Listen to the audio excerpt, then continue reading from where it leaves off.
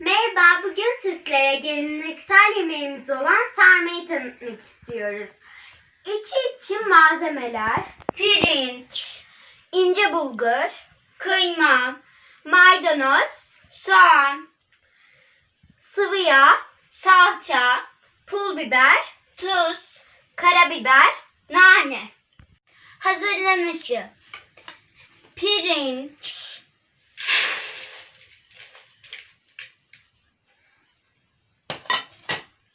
ince bulgur, et,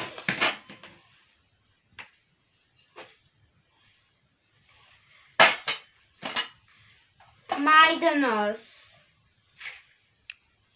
soğan,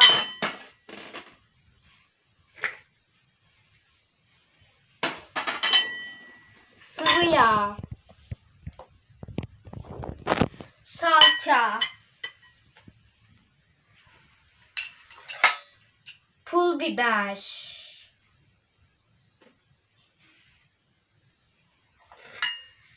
tuz, karabiber, nane. Ve bunları karıştırıyoruz.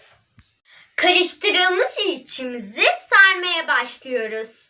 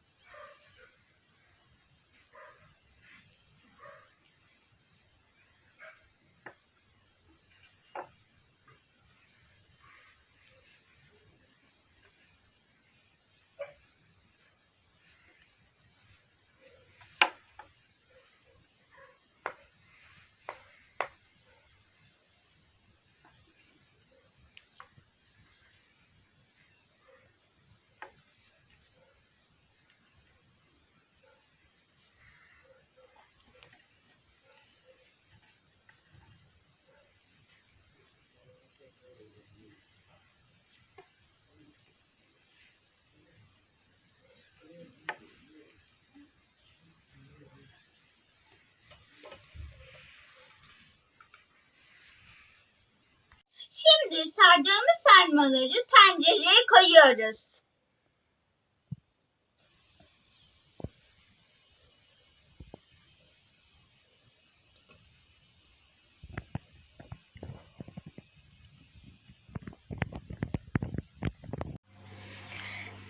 Sarmalarımızı sardıktan sonra pişirmeye başlıyoruz. Ama önce limonlarımızı üstüne diziyoruz. Ve sonra et suyu ve normal suyu üzerine koyuyoruz.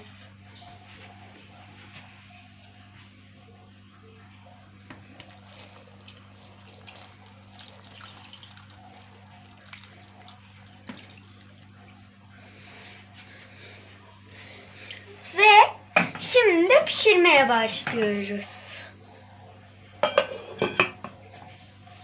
Sarmalarımız hazır. Afiyet olsun.